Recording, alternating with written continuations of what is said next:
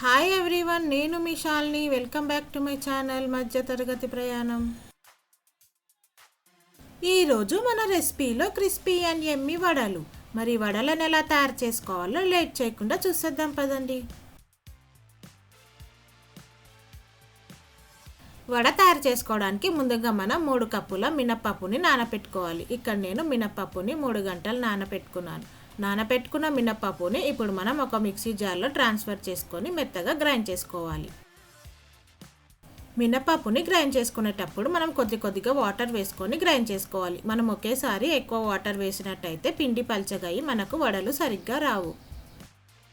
మెత్తగా గ్రైండ్ చేసుకున్న పిండిని ఒక బౌల్లో ట్రాన్స్ఫర్ చేసుకున్నాక వడలు చేసుకోవడానికి మనం ఆయిల్ పెట్టుకోవాలి. ఆయిల్ వేడెక్కగానే మనం రుబ్బి పెట్టుకున్న వడపిండిల నుంచి కొద్దిగా పిండిని తీసుకొని ఇలా నేను చూపించిన విధంగా వడ షేప్ చేసుకొని ఆయిల్లో వేసుకోవాలి. ఫ్రెండ్స్, మీకు ఇక్కడ నేను చూపించిన విధంగా చేయిపై వడ చేయడం రాకపోతే మీరు పాలిథిన్ కవర్లోనైనా పాల కవర్ పైన అయినా చేసుకోవచ్చు.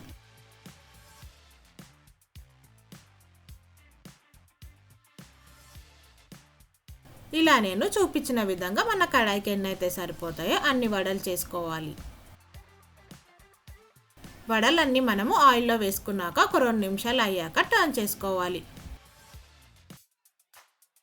ఇలా మనం 2 పక్కల టర్న్ చేసుకుంటూ ఫ్రై చేసుకున్నాక మంచి కలర్ వచ్చాక తీసుకుంటే మనకు వడలు రెడీ అయిపోతాయి.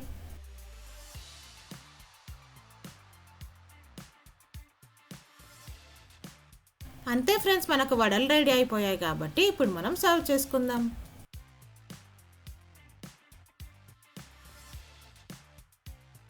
చూసారు కదా ఫ్రెండ్స్, మనకు వడలు ఎంత క్రిస్పీగా పర్ఫెక్ట్గా వచ్చాయో. మరి ఈ వడలను మీరు కూడా ఒకసారి ట్రై చేసి మీకు ఎలా వచ్చిందో నా కమెంట్ సెక్షన్లో మెన్షన్ చేయండి. ఈ రెసిపీ కనుక మీకు నచ్చినట్టయితే లైక్, షేర్ మరియు సబ్స్క్రైబ్ చేయండి. ఓకే ఫ్రెండ్స్, మరి రేపు ఒక మంచి రెసిపీతో మళ్ళీ కలుద్దాం. Stay safe and please don't forget to wear a mask. Thank you for watching. Bye bye.